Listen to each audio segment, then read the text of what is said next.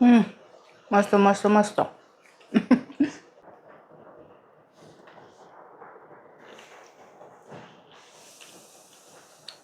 खूप भारी झाली खरंच.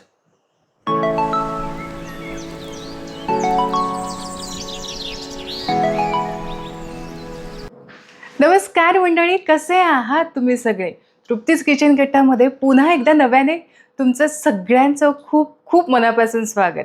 आज ना आपण माझ्या आवडीची आणि तुम्हाला सुद्धा खूप आवडेल अशी एक भाजी पाहणार आहोत. ती आहे वांग्याची भाजी, जी अतिशय सोप्या पद्धतीने तयार होते आणि विशेष म्हणजे फार असं वाटण घाटत, अगदी खूपच सोपं असं वाटण मी तुम्हाला सांगणार आहे. त्या वाटणामध्येच ही अशी चमचमीत भाजी तयार होते, जी तुम्ही चपातीसोबत, भाकरीसोबत आणि भातासोबत सुद्धा खाऊ शकता आणि विशेष म्हणजे डब्याला सुद्धा तुम्ही देऊ शकता. इतकी सोपी आहे. कुकरमध्ये सुद्धा बनवू शकता, कढईमध्ये सुद्धा चालेल. अशी सोप्यातली सोपी रेसिपी आज तुमच्यासोबत शेअर करते. खायला सुद्धा कमाल लागते. चला बनवूयात झटपट तयार होणारी वांग्याची भाजी. सगळं साहित्य मी इथं काढलंय बघा. किती कमी साहित्य लागतंय ना, आणि खूप कमी साहित्यामध्ये सुद्धा ही वांग्याची भाजी तयार होते. यामुळेच म्हटलं खूप झटपट तयार होणार आहे. तर इथे 6 ते 7 मी अशी वांगी घेतलेली आहे. मध्यम आकाराची आहेत, फार लहान नाही किंवा खूप मोठी नाही. वांगी चिरून घ्यायचे आहेत. यासाठी पाणी घेतलं आणि त्यामध्ये मीठ घातलं. काय होतं ना, जेव्हा मीठ तुम्ही पाण्यामध्ये घालता तेव्हा वांगी अजिबात चिरल्यानंतर सुद्धा काळी पडत नाहीत. आता वांगं चिरून घेण्याची माझी पद्धत, तर मी काय करते, जो देठाचा भाग आहे तो अर्धाच कट करते, संपूर्ण कट करत नाही.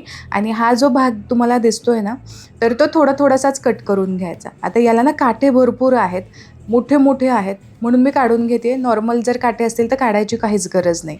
वांग्याला 4 काप द्यायचे आणि लगेचच हे चेक करून आपल्याला पाण्यामध्ये घालायचं आहे. याच पद्धतीने सगळी वांगी इथं मी चिरून घेतली. आता मसाला तयार करून घेऊयात.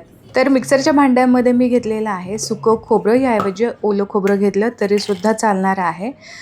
तर इथे एक छोटी वाटी भरून खोबऱ्याचे काप मी आधी मिक्सरला फिरवून घेतलेत. म्हणजे कसं ना, नंतर ओलं जर काही यामध्ये पदार्थ घातला तर खोबरं काही अतिशय बारीक असं होत नाही. पण कधीही खोबरं आधी बारीक करून घ्यायचं. यामध्ये 5 ते 6 लसणाच्या पाकळ्या, अर्धा इंच आल्याचे तुकडे आणि साधारण अशी थोडीशी कोथिंबीर मी घातलेली आहे. थोडीशी हळद आणि हा आपला घरगुती साठवणीचा मसाला, ज्याला डिमांड भरपूर आहे. खूप जणांनी माझ्याकडून ऑर्डरसुद्धा केलेला आहे. तुम्हालासुद्धा ऑर्डर करायचा असेल हा घरगुती काळा साठवणीचा मसाला, तर तुम्ही नक्कीच डिस्क्रिप्शन बॉक्समध्ये मी नंबर दिलेला आहे, त्यावरती व्हॉट्सअप करू शकता. यामध्ये चवीपुरतीचं मीठसुद्धा घातलं आणि सगळं साहित्य थोडंसं बारीक करून घेतलं. फार अगदी चिकट होईपर्यंत बारीक करायचं नाही, हलकंसं जाडसर राहिलं तरीसुद्धा चालणार आहे. अर्धी छोटी वाटी शेंगदाण्याचा कूट घेतलेला आहे, किंवा आयत्या वेळेसच तुम्ही पटकन शेंगदाणे भाजूनसुद्धा या मसाल्यामध्ये वापरू शकता. इतका भारी सुगंध सुवास येतो ना, तुम्हाला सांगू. ही चटणी अशीच तुम्ही भाकरीसोबतसुद्धा खाल्ली ना, कमाल लागते. आणि बऱ्याच भाज्यांसाठी सुद्धा तुम्ही हा जो मसाला आहे तो वापरू शकता. हा असा मसाला एकदा तुम्ही बनवलात ना, तर महिना ते 1.5 महिने आरामात फ्रीजमध्ये टिकतो. आता वांग्यांमध्ये हा मसाला भरून घेऊयात. थोडासा जर तुम्हाला कोरडा वाटला तर थोडंसं पाणी, अर्धा चमचा पाणी या मसाल्यामध्ये घालायचं, थोडासा ओलसर करायचा आणि मग छान दाबून असे वांग्यामध्ये आपल्याला भरपूर मसाला भरून घ्यायचा आहे. वांग्यामध्ये भरपूर दाबून हा मसाला भरल्यानंतर सुद्धा बराचसा शिल्लक आहे. हा कधी आणि कसा वापरायचा हे मी तुम्हाला सांगेलच. आता कढई गरम करण्यासाठी ठेवलेली आहे, किंवा तुम्ही कुकरमध्ये सुद्धा बनवू शकता बरं का. किती शिट्ट्या करायच्या त्या मी तुम्हाला सांगेलच. एक छोटा चमचा जिरं घातलं, थोडंसं फुलू दिलं आणि मग एक मध्यम आकाराचा कांदा इथं मी बारीक चिरून घेतला. हा चांगला मऊसूत होईपर्यंत आपल्याला परतून घ्यायचा.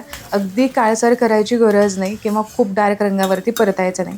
असा छान मऊसूत झाला की मग आपल्याला यामध्ये वांगी घालायची आहेत आणि वांगीसुद्धा आपल्याला छान परतून घ्यायचं आहे. इतर कोणताही आता मसाला यामध्ये घालायची गरज नाही. पटकन वांगी घालूयात आणि सगळी वांगी छान अशी परतून घेऊयात. वांगी परतणं खरंच खूप गरजेचं आहे. जितकं छान तुम्ही परतून घ्याल ना, तितकंच छान वांग्यांना टेस्टसुद्धा येते. आता ही सेम प्रोसेस तुम्ही कुकरमध्ये सुद्धा करू शकता. आता जो मसाला आपला शिल्लक राहिला होता तो सगळा मसाला यामध्ये घालते, की जेणेकरून छान ग्रेव्हीसुद्धा होईल. आता फक्त हा जो मसाला घातलेला आहे तो मिक्स करून घेऊया. आता बऱ्याचदा कसं होतं ना, की काही जणांना पातळ हवं असतं भाकरीसोबत चुरून खायला भातावरती. काहींना थोडंसं दाटसरसुद्धा चालतं. तर तुम्ही तुमच्या अंदाजाप्रमाणे यामध्ये पाणी ओतून घेऊ शकता. मी साधारण 1 ग्लासभर यामध्ये पाणी घातले. नॉर्मल टेम्परेचरचं आहे. कुकरमध्ये करणार असाल तर जेवढा तुम्हाला रस्सा हवा आहे तेवढंच पाणी तुम्हाला कुकरमध्ये घालायचं आहे. कुकरमधलं पाणी काही फार असं आटलं जात नाही, म्हणून कुकरमध्ये पाणी थोडंसं कमीच घालायचं. साधारण 1.25 ग्लास मी इथं पाणी घातलेलं आहे. झाकण ठेवूयात. मध्यम आचेवरती ही भाजी आपण शिजवून घेऊयात. तर साधारण एक वांगी फार मोठी नाहीत, त्यामुळे 15 मिनिटांमध्ये छान मस्त चमचमीत अशी भाजी तयार झालेली आहे. हवं तर रस्सा तुम्ही जास्त ठेवू शकता. कुकरला करणार असाल तर एका शिट्टीमध्ये वांगं छान शिजतं. जर ते लहान किंवा मध्यम आकाराचं जरी असेल तरीसुद्धा एका शिट्टीमध्ये ते छान असं शिजलं जातं. दुसरी शिट्टी केली तर खूप मऊ आणि गाळातही शिजतं. त्यामुळे मग जर वांगी मोठी असतील तर दुसरी शिट्टी तुम्ही नक्कीच करून घेऊ शकता. तर चमचमीत अशी वांग्याची भाजी तयार झालेली आहे, जी तुम्ही डब्याला द्या किंवा दुपारच्या जेवणासाठी बनवू शकता. भाकरीसोबत खाणार असाल तर रस्सा थोडासा जास्त ठेवा. थाळी तुम्ही बनवणार असाल तर त्यामध्ये झटपट तयार होणारी अशी वांग्याची भाजी आहे. भाकरीसोबत, चपातीसोबत, भातासोबत कमाल लागते. माझी स्वतःची खूप जास्त फेवरेट अशी ही वांग्याची भाजी आहे. आमच्या घरामध्ये आठवड्यातनं एकदा दोनदा तर हमखास ही बनतेच. आता मला तर काही राहवत नाही आहे. दुपारच्या जेवणाचा टाईम झालेला आहे. मी पटकन माझ्यासाठी ताट वाढवून घेते. मला तर काही राहवणार नाही. मी लगेच टेस्ट करणार आहे, कारण माझी ही फेवरेट भाजी आहे. तुम्हाला सुद्धा नक्की आवडेल आणि पटकन मी हे खाऊन दाखवते. मस्त, खूप भारी, कमाल कमाल अशी ही भाजी तयार झालेली आहे. तुम्ही सुद्धा नक्की ट्राय करून पहा. तुम्हाला सुद्धा नक्की आवडेल. सोपी आहे. खूप कमी साहित्यात तयार होते. फार गॅसची सुद्धा गरज लागत नाही. पटकन बनवू शकता. सकाळच्या घाईसुद्धा होते, कारण वाटण्याचं फार असं टेन्शनसुद्धा नाही आहे. तर चला, नक्की ट्राय करा. आजची ही रेसिपी आवडली, आजचा हा व्हिडिओ आवडला तर नक्की लाईक करा. तुमच्या मित्रपरिवारामध्ये नक्की शेअर करा. पुन्हा भेटूया अशाच एका चमचमीत रेसिपीसोबत. तोपर्यंत स्वस्थ राहा आणि मस्त मस्त खात राहा.